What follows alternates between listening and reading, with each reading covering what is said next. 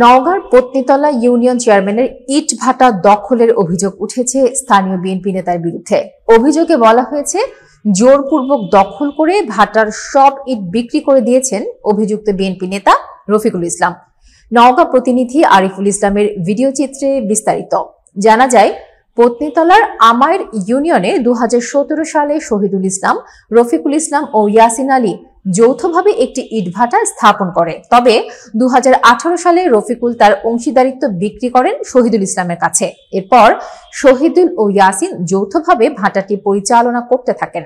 2022 সালে ইয়াসিন আলী অর্থ না দিতে পারলে এককভাবে ভাটাটি চালাতে থাকেন শহীদুল ইসলাম। কিন্তু গত 5 আগস্ট রাজনৈতিক পট পরিবর্তনের পর স্থানীয় ইউনিয়ন বিএনপি সাধারণ সম্পাদক রফিকুল ইসলাম জোরপূর্বক ভাটাটি দখল করেন বলে অভিযোগ ওঠে।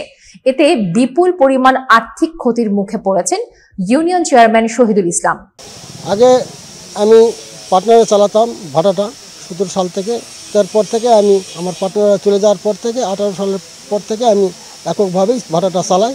এই 5 তারিখের পর প্লট পরিবর্তনের পর থেকে 6 তারিখে ওরা আসে, আমার ভাড়াটা ঢুকে আমার যেটুকু ইট ছিল এই ইটগুলা পর্যায়ক্রমে সমস্ত ইটগুলা আমার নিয়ে চলে গেছে।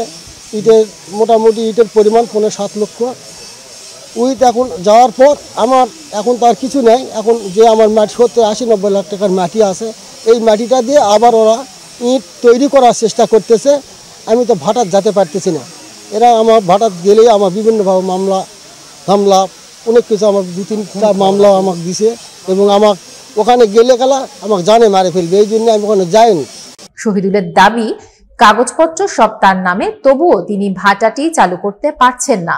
আগস্টের 5 তারিখে আসে, 2024 সালের আগস্টের 5 তারিখে উনি এই ভাটাতে আর প্রবেশই করেনি। এখনও আসুক, সে আপনার পার্টনার হিসেবে আসুক।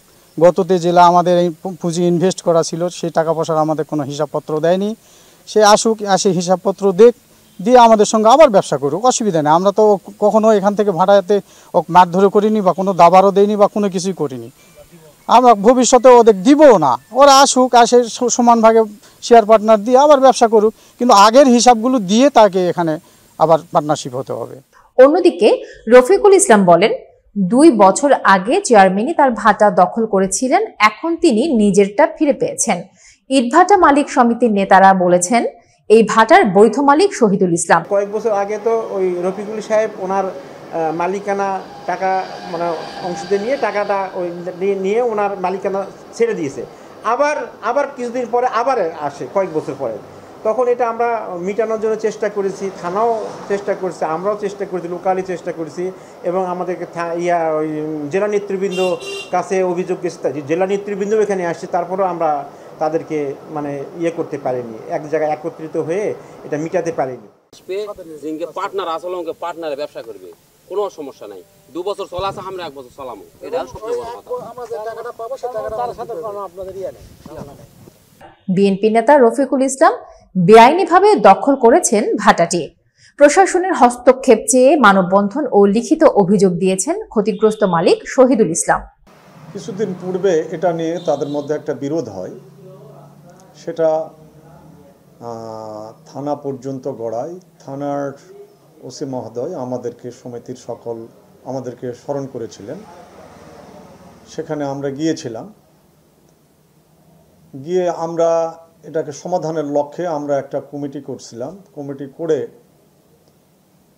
ওই ভাটার কত পরিমাণ ইট আছে, ওই আসবাবপত্র থেকে শুরু করে আমরা একটা রেজিস্টার্ড করে আমরা সমিতির পক্ষ থেকে একজন লোককে দায়িত্ব দিই যে এটা নিরসন না হওয়া পর্যন্ত সমিতির পক্ষ থেকে এই ভাটাটা চলবে।